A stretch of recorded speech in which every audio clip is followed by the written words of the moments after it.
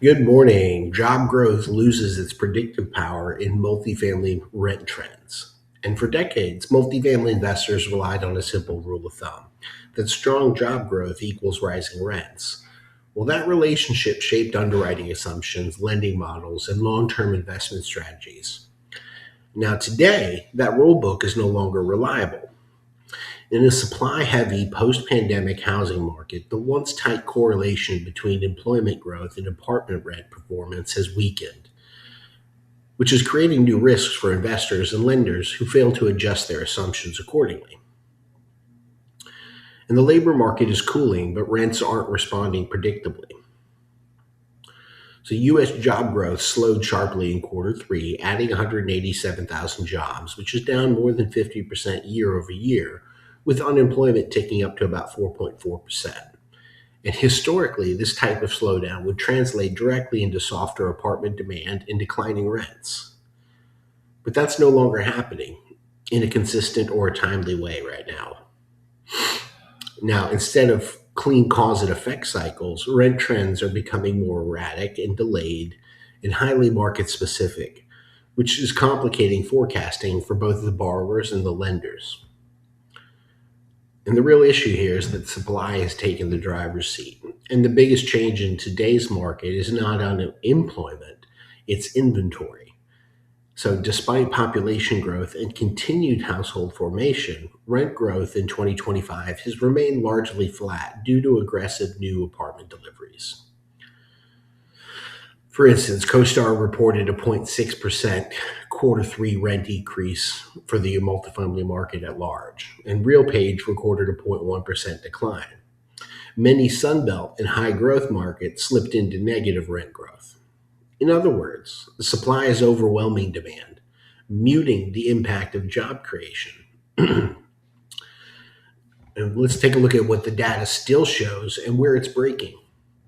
So, according to Chris Bruin, analyzing 99 quarters of multifamily performance reveals two long-standing patterns.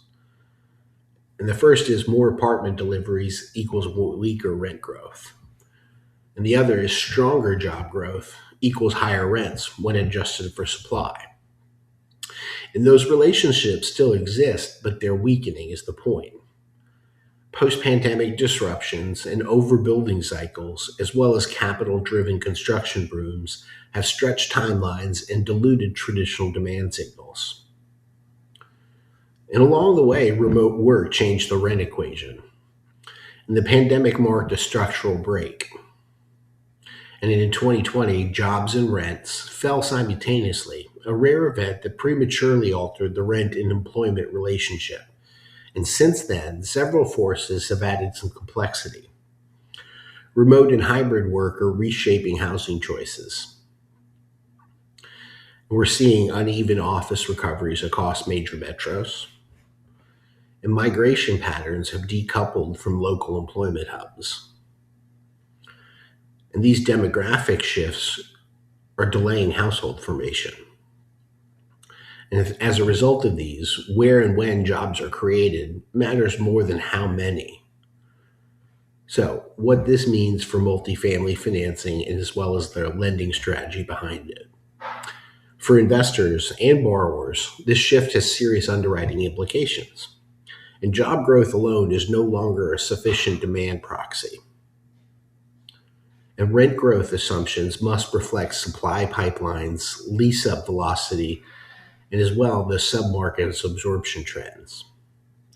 So lenders are tightening on a few issues. First being the debt service coverage ratio or DSCR, the interest only periods that they will bake into the loan, and the exit cap rate assumptions. The point here is that conservative underwriting is becoming a competitive advantage and not a weakness. Now let's take a look at this from a mortgage brokerage perspective. And this environment is going to favor data-driven structuring and not generic lending templates. And here's the takeaway. Timing and location matter more than ever. And we're in a new normal, and here's what's clear about it. Job growth still matters, but less predictively. Oversupply and overpower strong employment gains. Submarket level analysis is going to beat metro level assumptions. And capital strategy must align with real absorption and not the legacy models. So in today's multifamily market, success belongs to investors and lenders who understand where supply clears, how fast demand materializes, and when cash flow actually stabilizes. And that, my friends, is it for the day. Please visit my website, buildrapponline.com, to get a hold of me, and love to talk more. Have a good day.